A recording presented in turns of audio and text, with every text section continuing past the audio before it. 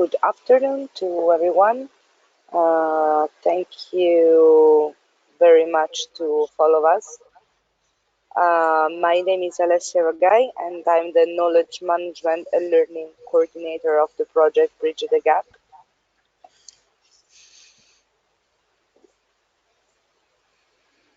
For those who didn't attend last sessions, Bridge the Gap is a European-funded initiative coordinated by FIAP, the International Ibero-American Foundation for Administration and Public Policies, in partnership with three European agencies for development and cooperation, the Spanish, the Italian, and the Austrian, and two international NGOs, the European Disability Forum and the International Disability and Development Consortium.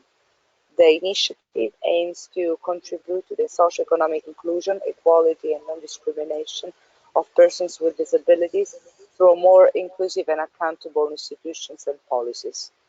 In the framework of the knowledge management strategy developed within this project, we built this webinar-based training cycle to gradually explore the different issues taken into consideration by Bridge the Gap. The webinars are prepared and conducted by global and field experts selected by our staff. And the session are also prepared to be as much as possible interactive and also replicable and shareable. Each webinar is conducted in English, French, and Spanish in separate sessions. We already had 4 sessions. The first one was about the CRPD, an introduction of the convention and the second was about the Sustainable Development Goals. The third about disability inclusive development, and the last one was on inclusive and accessible project cycle management. For those who missed them, you can find the videos of the webinars together with the transcription of and the learning materials on our project website, on Facebook and Twitter, but also on our YouTube channel.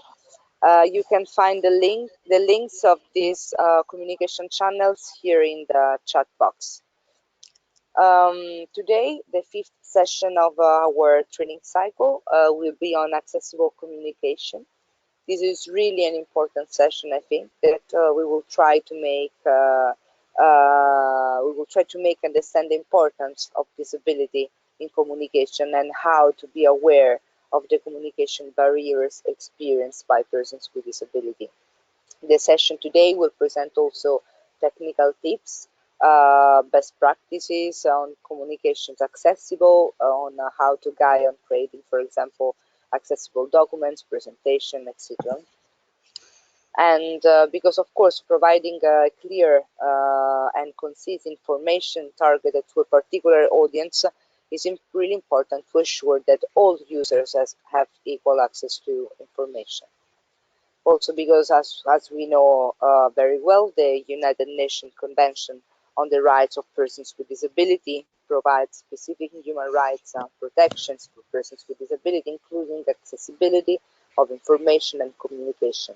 The Convention also states that persons with disabilities have the right to enjoyment of the highest attainable access to information without discrimination on basis of disabilities.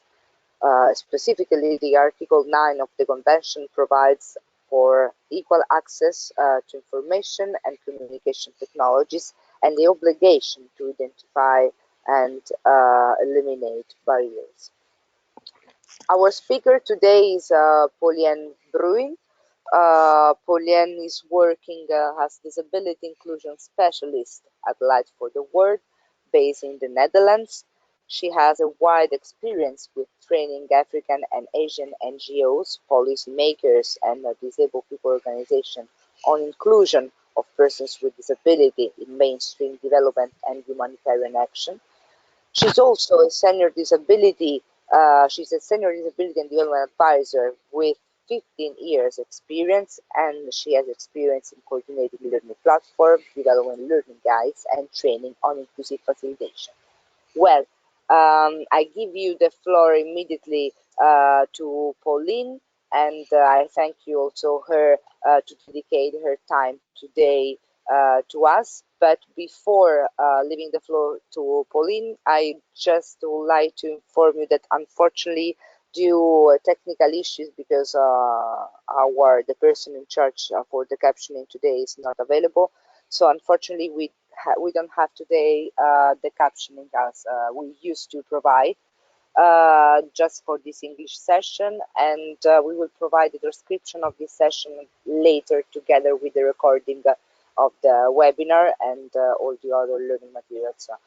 Really, please accept my apologies for the inconvenience, and I really hope we will find a solution for the next sessions.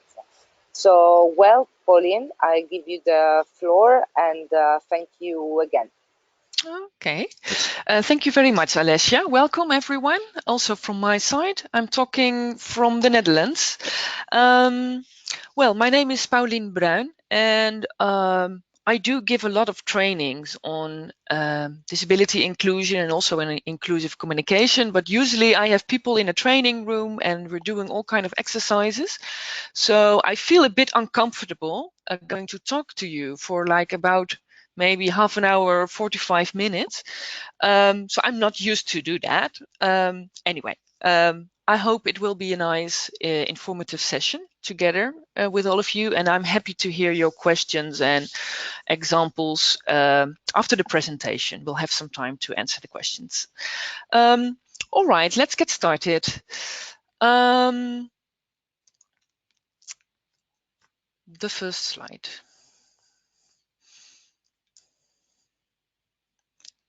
The PowerPoint is a bit slow, so please bear with me.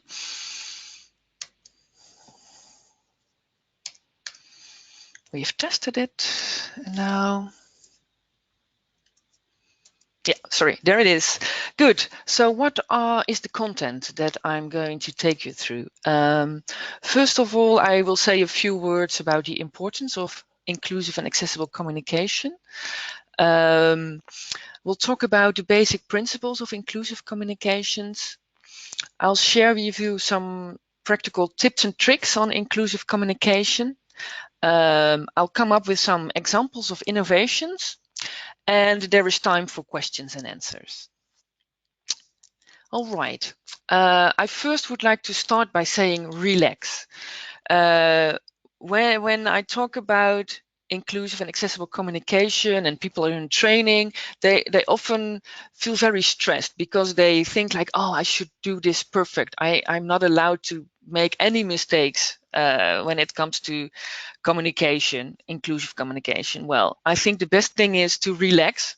I mean, it's not rocket science. I think it's very important that you strive for continuous improvement rather than to be perfect, right? There is this quote from Kim Collins: strive for continuous improvement instead of perfection. And I have been working on inclusive communication for quite some time, and I'm still learning every day. So I think the important thing is that you start your learning process and you learn step by step to improve. And there are always new things to learn. Nobody's perfect, but let's start the journey together. Okay. Why is inclusive and accessible communication so important? Alessia already mentioned it. It's mentioned in the UN Convention, especially Article 9 is about accessibilities. And I'll read you a few sentences from the UN CRPD. It says, Article 9 says, state parties shall take appropriate measures to ensure to persons with disabilities access on an equal basis with others to the physical environment, to transportation, but also to information and communication, including information and communication technologies and systems. So that's what we're going to focus on this webinar. And there's also Article 21 in the Convention. That one is about freedom of expression and opinion and access to information.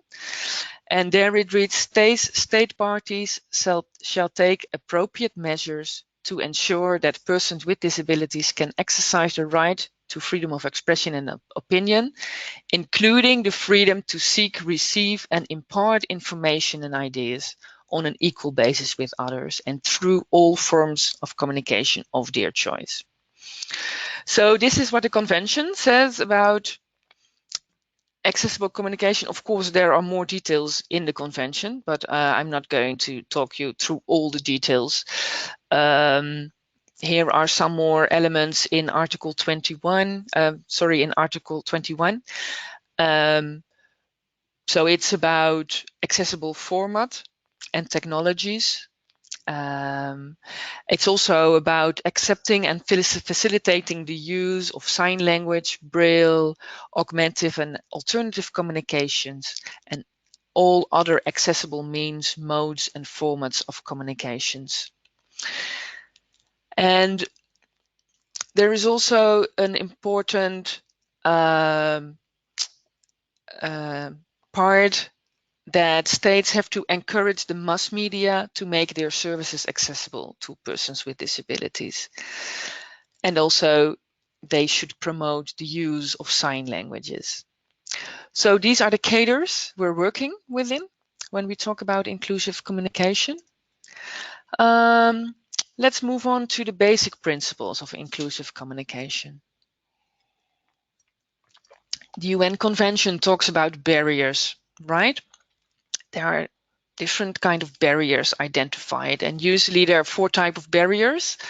First of all, there are the attitudinal barriers. It's about the attitude of people.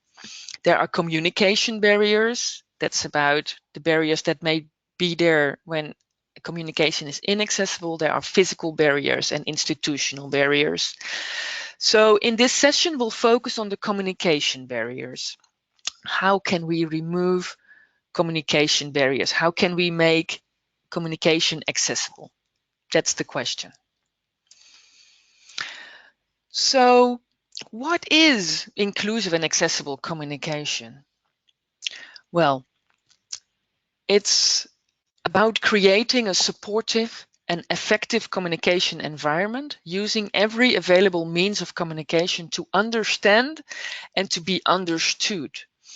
And that last part, to understand and be understood, is very important. When we talk about inclusive and accessible communication, it's about two-way communication. It's about people with disabilities able to access the message, but also able to express themselves as well. I think often this last part, or sometimes this last part, is forgotten. It's not only about sending our message to people with disabilities, it's the other way. It's both ways, right? It should be two-way communication. And I think it's also very important to realize that inclusive and accessible communication is also a benefit to all audiences. It's not only about people with disabilities, it's a benefit for all audiences. So that's the basic principle of inclusive and accessible communication.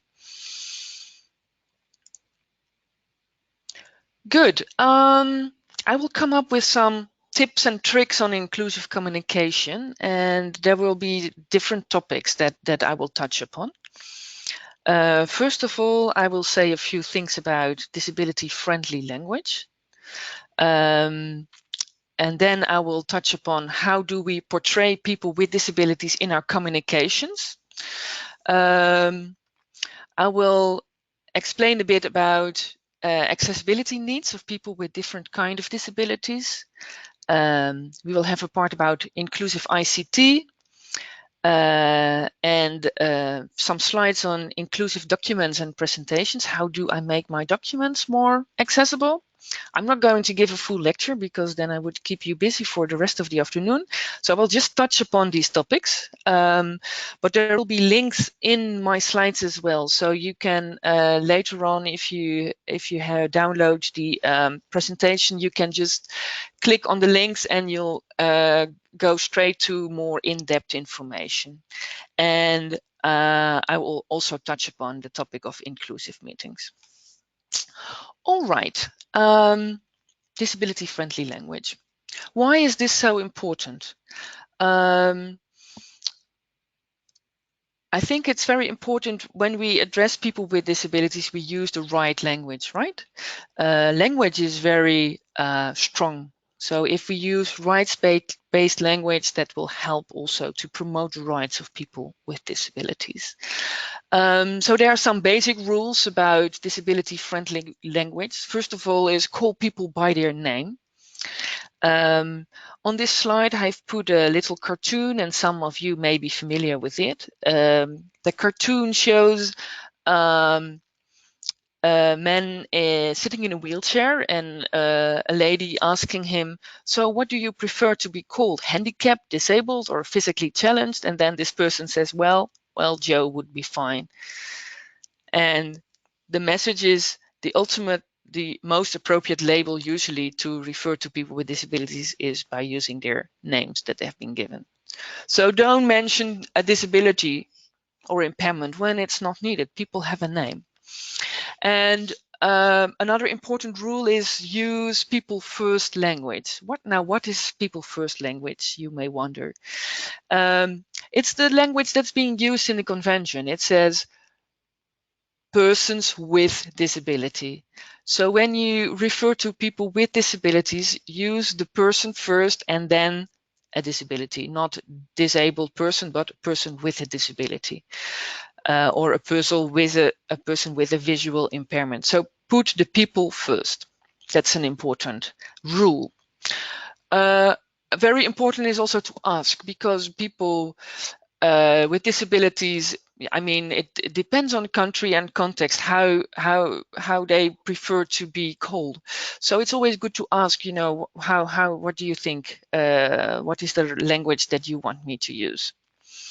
I think it's also important to avoid euphemistic terms like people with different abilities, and we can think of people with other talents, etc., etc. I think it's fine just to use people with disabilities rather than these euphemistic terms. And often people don't know how to refer to people without disabilities. Sometimes in a training, people say, well, normal people, and then, well, you shouldn't use the word normal people, because then it seems like people with disabilities are not normal. So if you want to refer to people without disabilities, just say people without disabilities. And also an important one is I think it's good to avoid acronyms. Often the acronym PWD is being used to refer to persons with disabilities, but it's just not nice to refer people with an acronym, right? You wouldn't feel happy if people refer to you as an acronym. So I think it's better to avoid acronyms, and also I really try to abolish also the acronyms in writing, because once it's written, it's spoken out loud, and we can just say people with disabilities. It takes as much time as PWD, doesn't it? So I would like to encourage you to avoid those acronyms. If you have any questions about this, please write your questions in the chat box. I can respond to it later. Good. How do we portray people with disabilities in our communications? Of course, communication is not only about talking, it's also about, you know, pictures that we use, photos, videos. How are people with disabilities portrayed? And as an example, I've put two icons on the slide. One is an icon of a person sitting in a wheelchair in a more passive mode, and the second icon is a person sitting in a wheelchair in an active mode, moving forward. So those two symbols, they bring across a very different message, right? The first symbol is about a person with disability who is patiently waiting, and the other symbol is about a person with disability taking action, going somewhere. So it's a completely different picture. Also some rules here. When we want to communicate about people with disabilities in a rights-based way, I think it's very important to, when you show pictures of people with disabilities, it's with dignity. Don't don't show the pictures with people with disability crawling on the ground. That's not the message that we want to bring. We want to show people with disability with dignity. Another thing is it's very important to show people with disabilities also as active participants. Yeah, we want to change the stereotypes about people with disabilities. We should think about what kind of pictures do we use. I think also it's also very important to let people with disabilities speak for themselves. Sometimes you may have like a video and then it's not the person with disability who's saying something, but it's an expert or someone else. I think we should avoid that. Let people with disabilities speak for themselves. And I think it's also very important that that we also portray people with disability when the topic is not related, not disability related. So I really love those commercials where people with disabilities play a role, not because they are representing a person with disability, but because they are working in this company, for example. Right, so it's also good to show the inclusion in our communications. That will be a strong message and will change attitudes. All right, let's talk about how we can overcome communication barriers.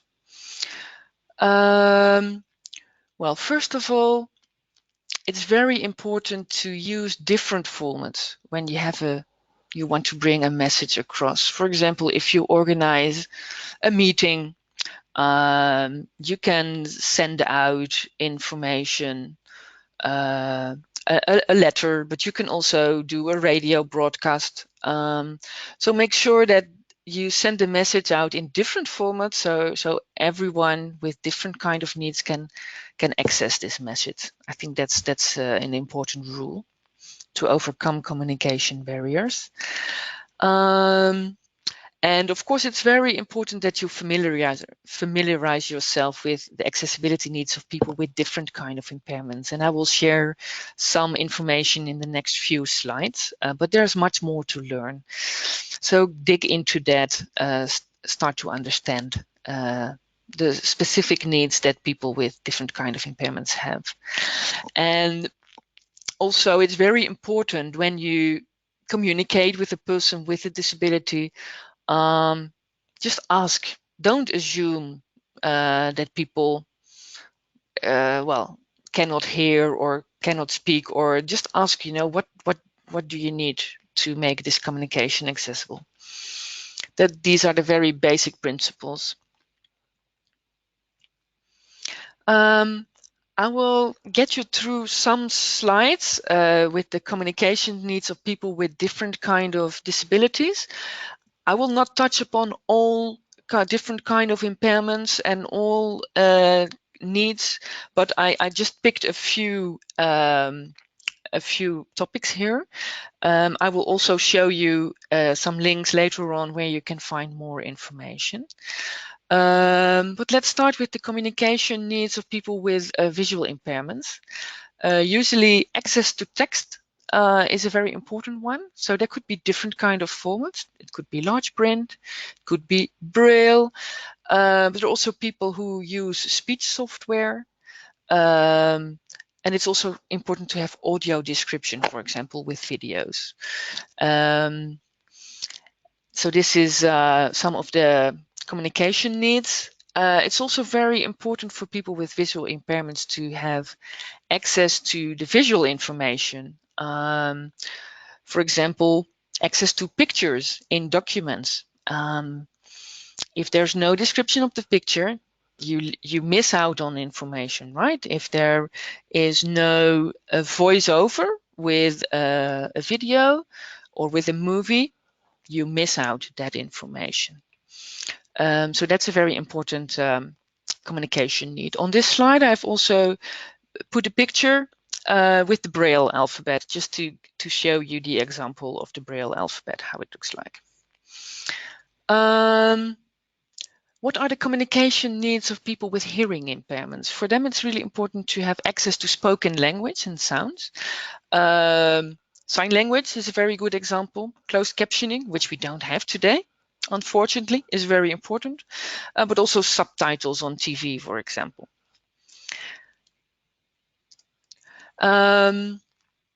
Also, people with speech impairments do have specific communication needs. They also need the possibility to express themselves. I have put a picture here of Stephen Hawking.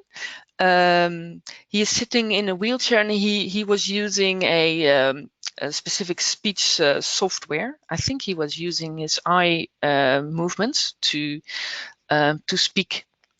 So this is very important. There are a lot of devices that can be used to communicate. There are many different ways of communication. Sign language is one of them, but these speech computers are also a way to overcome barriers to communication. But there is also a tactile sign language for people who are deaf-blind. So there are different kind of communication formats. And then I would like to highlight the communication needs of people with intellectual disabilities. For them, it's really important that plain language is being used. So when you speak, it could be plain language. You can also make documents which are easy to read. In the picture, there is an example about how easy read document looks like. So what we see is on the left a picture with on the right a simple message about that picture. So it's pictorial information in combination with easy plain language.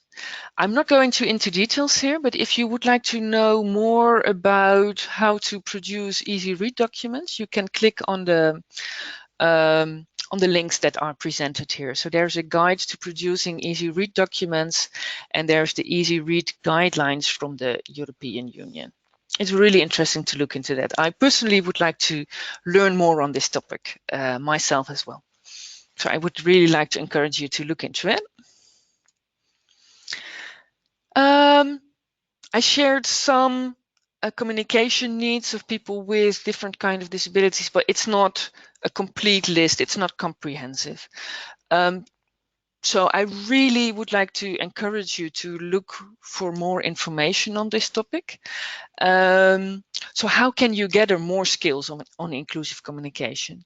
Some tips. I think it's very helpful if you invite resource persons to your organization to give a training. So invite a person who is deaf and ask this person to give you a training on how to communicate. I think that's the best way to learn. Of course, you can search online for resources. There is an example here of a resource book on disability inclusion from Light for the World, but there are plenty others. There are more links that will come. And another important thing is just do it. I mean, you can talk about inclusive communication for ages, but you just go and learn by doing. Here is also a picture on this slide. On the picture, you'll see it's a picture taken from a workshop in Uganda recently, where you see 3 blind participants in the training. They are learning sign language, and they're helped by 3 people who are deaf themselves or who are sign language interpreter, and they're holding the hands of the persons who are blind to really show them how to do the sign language. So this is just a way of just doing it. I mean, it's quite complicated when you're blind to learn sign language, but if we help each other, it's going to work out. So this picture is there to encourage you to just do it and learn. Okay, I'm taking a little bit of water. I would like to move on to the inclusive ICT part. It's very important that our websites are accessible.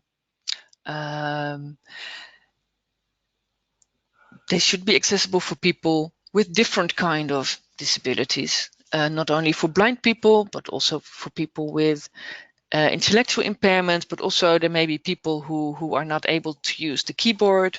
So the website should be accessible for everyone.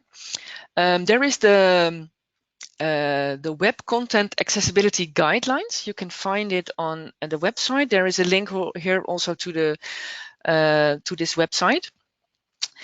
There are documents that explain how to make web content more accessible to people with disabilities. I'm not going into detail here because it takes too much time, but also because it's not my topic. So have a look there yourself. If you want to develop a website, go there and you'll find everything, all the information that you need.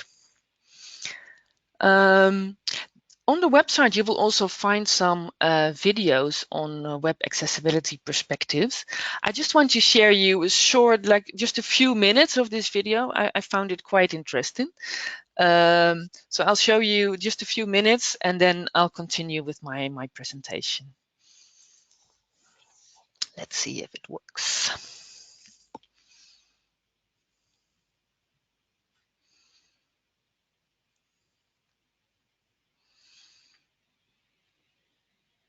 Web accessibility perspectives. Video captions. Video isn't just about pictures, it's also about sound. Without the audio, you'd have to guess what this film is about.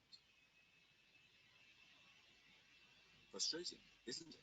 Not knowing what's going on. That's the situation for everyone who can't hear. Captions mean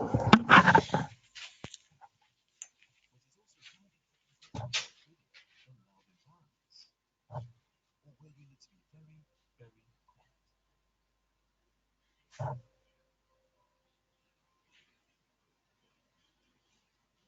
Colors with good contrast.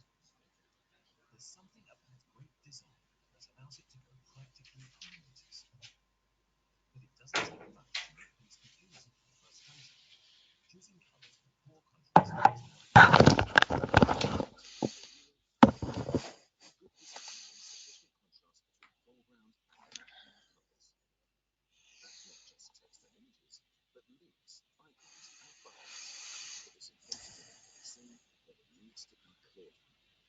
And this is essential for people with low contrast sensitivity, which becomes more common as we age.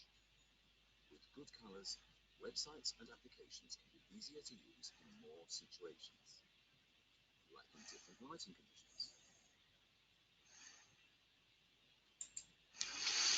I'll just stop the video here. I just heard from my colleague that not everyone is able to access the video because your connection speed may be too low. So I'll stop the video here and I would like to encourage you to have a look at the video later on yourself. What I really like about this video is that it explains in very clear language what accessibility features are important and also how it benefits all audiences, right? If we make our websites more accessible, everyone will benefit, not only people with disabilities. I think that's a very important principle. Okay, I would like to move on to another topic related to digital inclusion. There is a website of a global initiative for inclusive ICT. They're promoting the rights of persons with disabilities in the digital age. You can click on the link here if you would like to go to this website. And I have included a screen dump with the website, the resource center that's there. And it's you'll find a lot of interesting information on this website. First of all, there is this country dashboard, which shows the status of accessibility of ICT in a whole range of countries. So it's really interesting to go and have a look at your own country and to see how your country is scoring on this index. There is the DARE index, that's about a benchmark about inclusion in ICT. There is a portal for people who are buying ICT projects, ICT products. So how can you make sure it will be inclusive in your terms of reference? So there's more information there. But there's also a toolkit on e-accessibility, different kind of publications. So definitely worthwhile to have a look there if you want to have more information. I just wanted to share with you the top 3 countries according to the DARE index. DARE stands for Digital Accessibility Rights Evaluation Index. So they have scored different countries, and when we look at the high income countries, it's Oman, France, United States, and Qatar who have the best digital accessibility. And when it comes to upper and middle income countries, it's Brazil, South Africa, and the Russian Federation. For lower middle income countries, it's Kenya, Ukraine, Angola, and Zambia with the best digital accessibility. And for low income countries, it's Malawi, Ethiopia, and Haiti. But have a look on the website to find your own country. My own country isn't there. Netherlands, I couldn't find it in the index yet, but I'm sure it's going to come as part of the reporting on the UNCRPD. So this is just a quick view there. If you want to learn more about digital accessibility, there is a great digital accessibility toolkit from CBM. So you can follow the link here if you want to learn more on that part.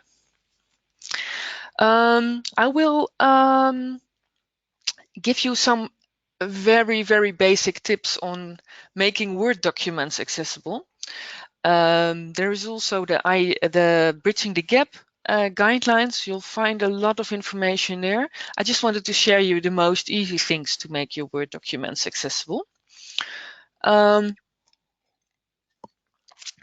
A very important one is to make a good document structure. So the speech software for people who use the speech software can easily navigate the document. So use the styles, which is part of the Word settings, to make a title, a heading, etc. So give a good structure to your document.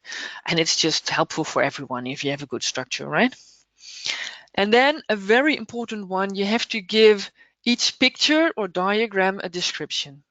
If you have a look in my PowerPoint presentation and you'll click on each picture, you'll find an explanation. You can add this alternative text yourself.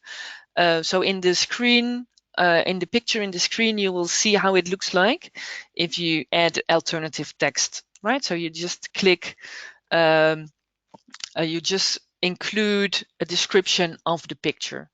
For example, here there is a sign language interpreter giving sign language interpretation on TV. That's an example.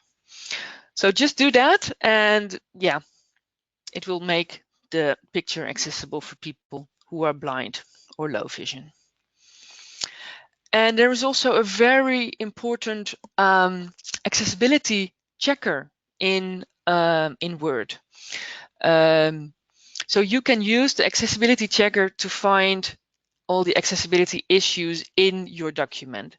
So there is, you'll find this one under the section, under the tab Review. There is the Check Accessibility. If you click that button, it will show where there may be bottlenecks when it comes to accessibility. So most of the times it says, oh, this picture doesn't have a description, there are too many enters here, etc., etc. The style is not okay. So you can easily improve these issues, and you'll know your Word document is accessible. So these are just 3 basic tips. There are much more to say, but just start with these 3 ones and you'll come a far end.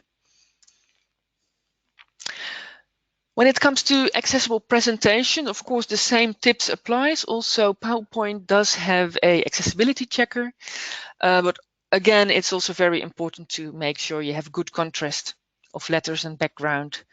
And you really have to be cautious when you're transferring PowerPoint, for example, to PDF files. So if you want to read more about this, please have a look at the IDDC accessibility guidelines or the Bridging the Gap inclusive communication guidelines. They just put online a few days ago. It's a really nice presentation or document. Just have a look there and you'll find more tips also about how to make your Facebook pictures accessible, etc. I'm going to look into it in more detail later on myself as well, so I can learn from it as well. Of course, it's also important to make sure that meetings are inclusive. You will find more information on this topic, for example, in this detailed guide. It's developed by Ryerson University. You can click here and you'll find all the information that you want to have about organizing inclusive conferences. A lot of details there. If you say, well, I don't need all these details, it's not going to be a big conference, well, maybe you can just have a look at the short checklist in the IDDC accessibility guidelines. It's just like two pages that will help you to remind what to think of when you organize a meeting and how to make it inclusive. So have a look there. All right, we're coming towards the end of my long speech. I will share you a few examples of innovations when it comes to inclusive communication, and then there is space for asking questions. I just want to share some nice initiatives with you. For example, there is a Be My Eyes app. I don't know if you heard about it. For me, it was just new. It's an app that's linking people with visual impairments with sighted volunteers. And they can connect through a video connection. So if you are a person who's blind and you just want to make sure you're taking the right medication and there is no braille on your medication box, you can just link with a volunteer and they can help you read out, for example, the medicine box. Right? All right, this is your medicine. The other one is the other one. So it's just a very simple app that people can use. And then they can access written text just by using a video connection. It's a nice initiative. I have downloaded the app on my telephone and I am sighted, so I subscribe myself as a volunteer, but I haven't helped anyone yet. But if you look at the website, you'll see there are many happy users. So it's just nice to have a look there. This is just a innovation. There are plenty of them. I just picked a few ones. There is also the video relay service. This is real-time sign language interpretation through a video connection. I mean, this possibility is already there for quite a long time. But here in the link, you will find an example of a bank that is using this service to support their clients who are deaf. And it's a very easy way to make their services accessible. So this is also a good example of inclusive communication. Another example is Uber. Uber is the taxi provider worldwide, and they have made their app accessible for deaf drivers. And here you'll see a picture of a deaf driver, and in his car there is a information leaflet for customers how to communicate. So they learn some basic signs and they get some tips and tricks how to communicate with the driver who is deaf. And this is just one of the thousands examples of how technical solutions will help to promote inclusion. And another thing I would like to share with you is the possibility to follow accessibility learning webinars.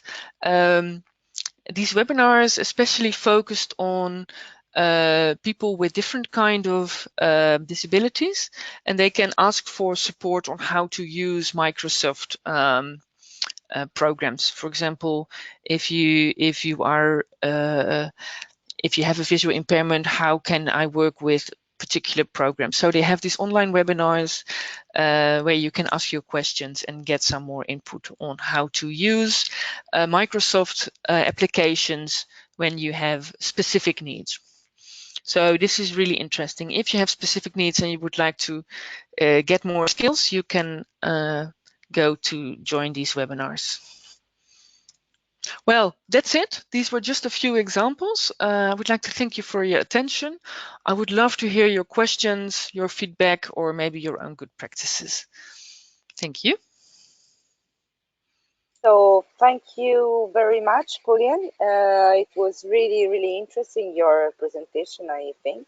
And for that reason, I think that we will have a lot of questions. So I really invite participants to make questions by writing them in the chat box, or also you can raise your hand, and I will allow you to.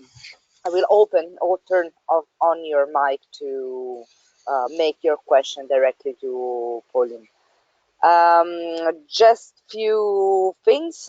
You can find the handouts, the Pauline's presentation. There, a lot of us are asking me in the chat box, so you can find it in the handouts. But no worries, because you will receive it also with the follow-up email with the recording and with the transcription, and also with the presentation and learning materials. Another thing that I would like just to ask to Pauline, if you can share the link of the video we were not able to show to the participants in the chat box, also privately to me. I will share the link with the all participants, so you will be able to watch the video through the YouTube link. So, well, I have a first really interesting question from Angelique. She's just asked about the acronyms. So she asked, I have a question regarding acronyms and the social networks, especially Twitter. For those kind of platforms where characters are very limited, would you also recommend not use the acronyms? So thank you, Pauline, to just give us a question about this topic. Oh, great! Yeah, that's a good one. I think only Twitter has a limitation when it comes to words. Of course, hashtag PWD. Yeah, of course, then it's a hashtag. But otherwise than that, I would not advise to do it. But anyway, yeah, Twitter is a difficult one. But as soon as you start using PWDs, people, the acronym, people will repeat it. So anyway, I haven't thought about Twitter yet, but for all the other things, I definitely would say try to avoid it. Does that answer your question, Angelique? Yeah, she's in front of me and she's saying yes, because Angelique, she's the IDC coordinator, so she's here. Thank you. With me. Yes. So, well, I have another question from Giovanni. He would like to know how to implement this approach on social media communication. Thanks, Pauline, for your answer. Okay.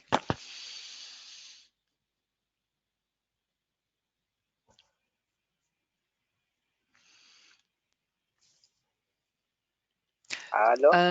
Yeah. Yes, please. Go ahead. No, take your. It was just a question. Yeah. That he how to maybe implement. Sorry. Yeah. Maybe you can repeat the question. I didn't get it. Yeah. Sorry. Yes, of course. Yeah. The question from Giovanni. He would like to know how to implement this approach on social media communication. I think how to implement the approach in social media. I think it's very important to make sure that your social media is accessible. I was looking at the guidelines from Bridging the Gap on inclusive communication. There are some specific tips and tricks about social media and inclusion. So though these are the more technical things, so how to add a description to pictures. But I think in general it's very important when you post pictures, for example, in WhatsApp groups or on Facebook, that you give a description of the picture in your text, right? So I try to do this in my private Facebook post as well. So add a description to your pictures. When you're using videos, make sure there are subtitles. If you share for example, a video, also make sure that apart from the subtitles, there is also a voiceover for people with visual impairments. So these are just a few basic tips, but yeah, I think it's important to make sure that all the communications are accessible. Does that answer your question, Johnny? Thanks a lot. I have another comment from Camille that is, I think it's really interesting. It's not a question, but it's, I think it's a point of reflection important, because he said, I think that disabled, it's not bad, and actually it is the term I use in order to emphasize on the barriers we face by the society. Yes, I think that the issue about the wording is really important in communication, and I don't know if you have some tips, or if you can share your point of view about that. It would be nice. Yeah. I think it's how we use the word disability, disabled. I think it's very important to use the right words. Again, in different languages, different words are being used. So when you click on the links that I gave in the presentation, you'll find more information on wording. But of course, it's in English, and I think it's very important also to look for the right words in your own language. My own language is Dutch, and we don't have a word for disability, for example. So we need to find words that are rights-based in our own language. I think the most important thing is that we do not reduce people to their disabilities. So don't talk about the disabled in general, but it's also about people with disability. I think that's my key message there. I hope that helps you.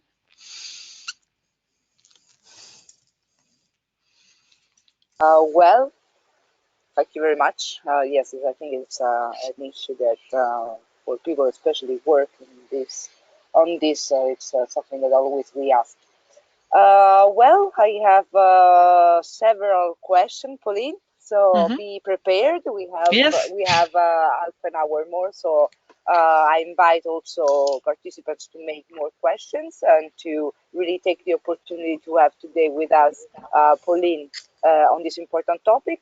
So I have a question from made by Sarah. She said, when writing accessible content, do you use plain English or easy to read guidelines? Okay, so the question from Sarah is: should we use plain English or the full easy read version guidelines, right? Yes. Yeah, Yes. I think it depends a bit on your audience and on what message you want to bring across. I think it's always good to use plain language. Yeah, I think. Sorry, maybe I misunderstood the question. Is it right that you're asking whether should we use the term plain language or should we use the term easy read? I think both terms are all right. Some people prefer to use the term plain language. Other ones prefer to use the term the easy language. But in the end, it's about making sure the language that's being used is easy to understand. But for the wording, it depends a bit on which region you are, whether people prefer to use plain language or prefer to say easy language. Yeah, does that answer the question, Sarah? Of course, thank you, Pauline. Of course, I'm talking to the participants. If you want to, also people that already made some question and you want to indeed the answer of Pauline, you feel free to text on the chat box or raise your hand and go through your details of the answer. So I have another question from Giuseppe. So he asks, are there differences in style when approaching young persons with disability or adult persons with disability? Thank you for your answer. Thank you, Giuseppe. That's a nice question. I think usually when you talk with children or with adults, there will be a difference in approach.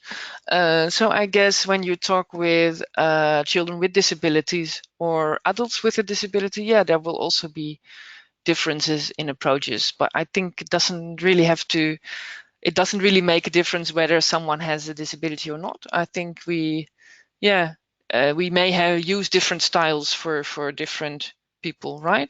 I think what is really important to keep in mind is when you're talking, for example, with people with intellectual disabilities, some people may have the assumption that you may need to talk to them in a more childish way, which is not true, because when you have an intellectual impairment and you're an adult, it doesn't mean that you want to be talked to in a childish way, right? So treat everyone as an adult or as a child.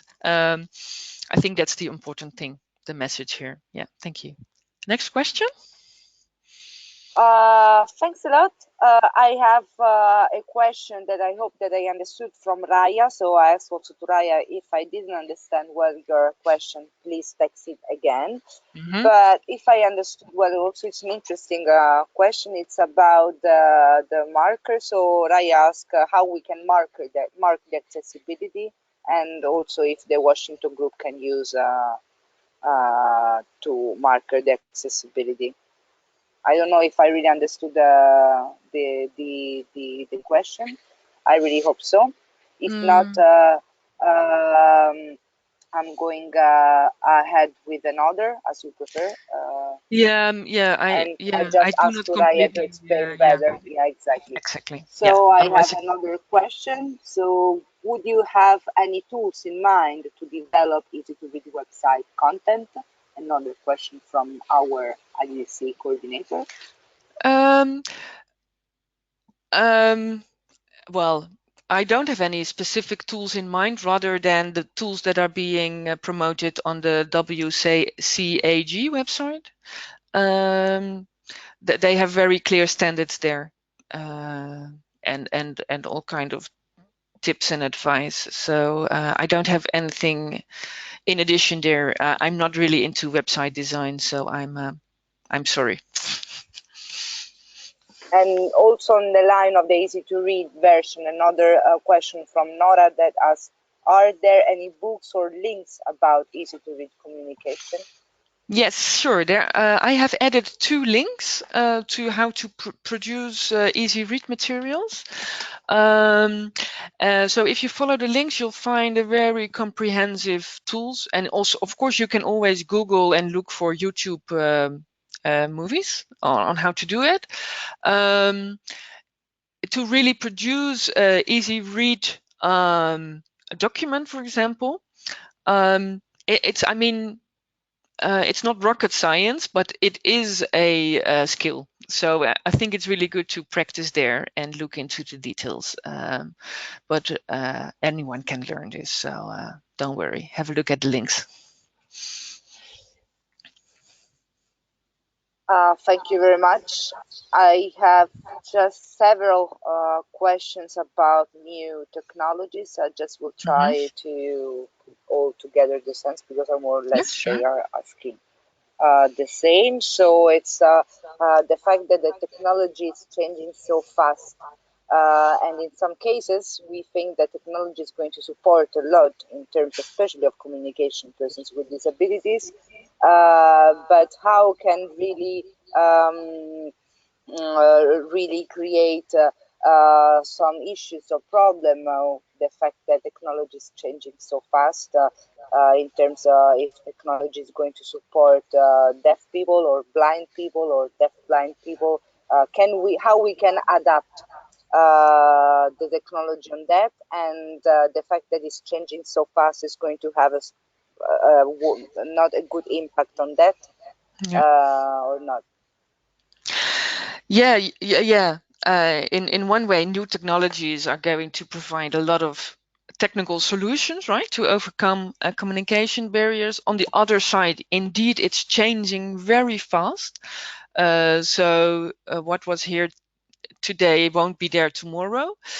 So I think that's why it's so important to have a very strong lobby on inclusive ICT, because ICT is the future, and we really have to make sure right now it will be designed in an accessible way. So that lobby is very important. Yeah, so that's the only answer. We really have to lobby for inclusive ICT, and that's why I really like the website from that I showed about inclusive ICT. They have a lot of very practical tools, also for developers, on how to make ICT accessible. So yeah, there is an assignment for all of us to promote inclusion in ICT. Otherwise, the new technology will not be a solution, but a problem. Thank you. Yes, thank you. Yes, I think the same. I think that the new technology are really to support, have the potential to support persons with disability, especially in communication, a lot, but we have to be careful, I think, and establish before something common and some strategy that we can give us a common vision on that. Yeah. So I have another question, a specific question from Michele. Uh, he's a photographer and Mm-hmm. also communication officer, and he just said, I found sometimes difficult to represent this harsh topic in a visual way. Do you have any tips, or do you know any professional authors that work on this argument in an interesting, smart, photographic way? Short videos, documentaries too. Okay, that's a nice question, Michael. So the question is how to communicate in an accessible way with photography, right? Yes. Yeah. Okay. So of course, on one side there is how do we portray people with disabilities. On the other side is how can we make the photography accessible. Um, Yeah. I don't have anything specific in mind right now. I didn't look into that topic. But I know I know also some initiatives. I think that it's here in Holland right now. There is one photographer, and she works with people who are blind, and she's working on photography together with them. And so she has developed some kind of methodology to make photography accessible for people who are blind and low vision. So they make pictures with support. I don't know exactly how it works, but it's really a very nice way to make photography accessible for people with visual impairments. I can give you the link of this photographer if you're interested. I don't know whether it answers your question, because there are many different answers possible, but I could share with you at least that photographer who worked on that methodology. Thank you very much for your answer. And I have another specific question on autism and communication. How we communicate with people with autism? People with autism, that's a very good one. I think when you talk with people with autism, of course, people with autism, it can be very different, right? So you have the whole spectrum. So it's not a one size fits all comment, but some communication tips could be, for example, it's very important that you bring a clear message, right? So if you ask a question, just ask one question and not 3 at a time. Because otherwise people may get confused, like what does this person mean? So come with a very clear message. Don't ask too many questions at the same time. Another important one is finish your sentences. Don't expect someone to understand when you stop halfway in your sentence. That's something. And yes, there are many more communication tips. So in the link that I've shared, there is also some more information about communication with people with autism. So you could have a look there if you would like to know more. But definitely, yeah, you can keep, there are several things to keep in mind. I hope this helps a bit.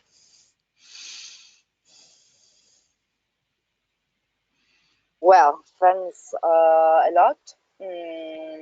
I don't read any other questions, so we have still time. So I invite participants really to make some question. In the meantime, I'm receiving a lot of thank you to Pauline.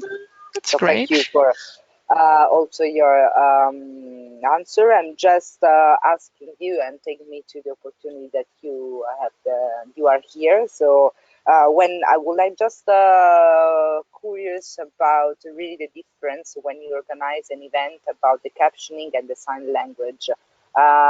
It's appropriate to have both. What it's really different if you don't have one or another, or Oh, good one. I think it depends a bit on the event. Like for on an online webinar, of course, captioning is very comfortable.